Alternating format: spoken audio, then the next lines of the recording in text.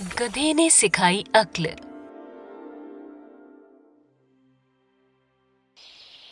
किसी दूर गांव में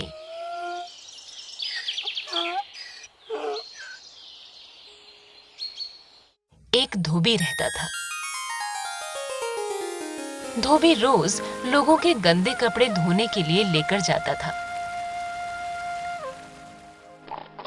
धोबी के पास एक गधा था जिस पर वो कपड़े लाद कर लाया और ले जाया करता था। समय के साथ साथ गधा काफी बूढ़ा होता चला गया, इसलिए वह काफी कमजोर भी हो गया था। एक दिन ऐसी ही कड़ी दोपहर में धोबी कपड़े लादकर ले जा रहा था।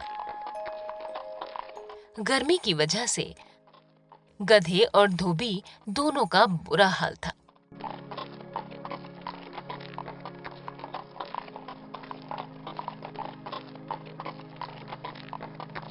अचानक गधे का पैर लड़खड़ाया और बेचारा गधा एक बड़े से गड्ढे में जा गिरा। गधा बेचारा कमजोर तो था ही, फिर भी उसने पूरी ताकत लगाई, लेकिन गड्ढे से बाहर नहीं निकल पाया।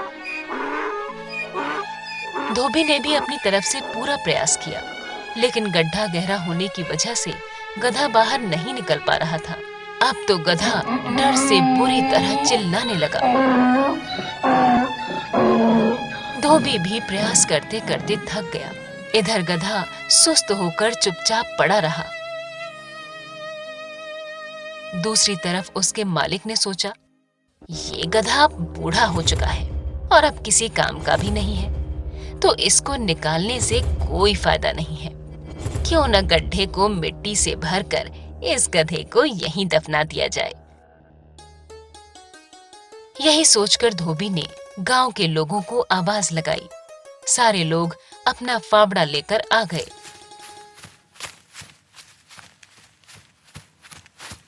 सब मिलकर जल्दी जल्दी गड्ढे में मिट्टी डालने लगे।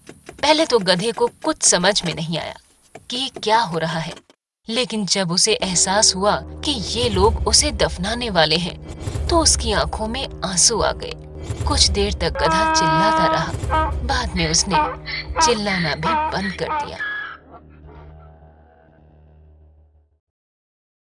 सब लोग और तेजी से गड्ढे में मिट्टी डालने लगे। थोड़ी देर बाद धोबी ने जब गड्ढे में झांक कर देखा तो वो हैरान रह गया। गधा वहां कुछ विचित्र सी हरकत कर रहा था। जैसे ही कोई गधे की पीठ पर मिट्टी डालता, गधा तुरंत अपनी पीठ हिलाकर मिट्टी नीचे गड्ढे में गिरा देता और खुद एक कदम ऊपर हो जाता। यही क्रम चलता रहा। जैसे ही गधे की पीठ पे मिट्टी डाली जाती, वो पीठ हिलाकर मिट्टी नीचे गिरा देता और खुद उस मिट्टी पे चढ़कर एक कदम ऊपर हो जाता।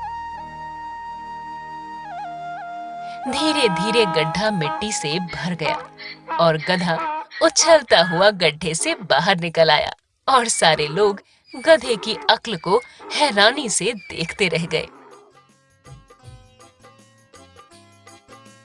दोस्तों, ये कहानी हमें बहुत बड़ी सीख देती है। समस्या कितनी भी गहरी क्यों न हो, परेशानी और चिंता की मिट्टी को धीरे धीरे हटाकर जब कोई प्रयास करे तो निश्चित ही उसे कामयाबी मिलती है। यदि आपको हमारी कहानी पसंद आई हो तो चैनल को सब्सक्राइब करना ना भूलें और अपने विचार कमेंट बॉक्स में जरूर लिखें।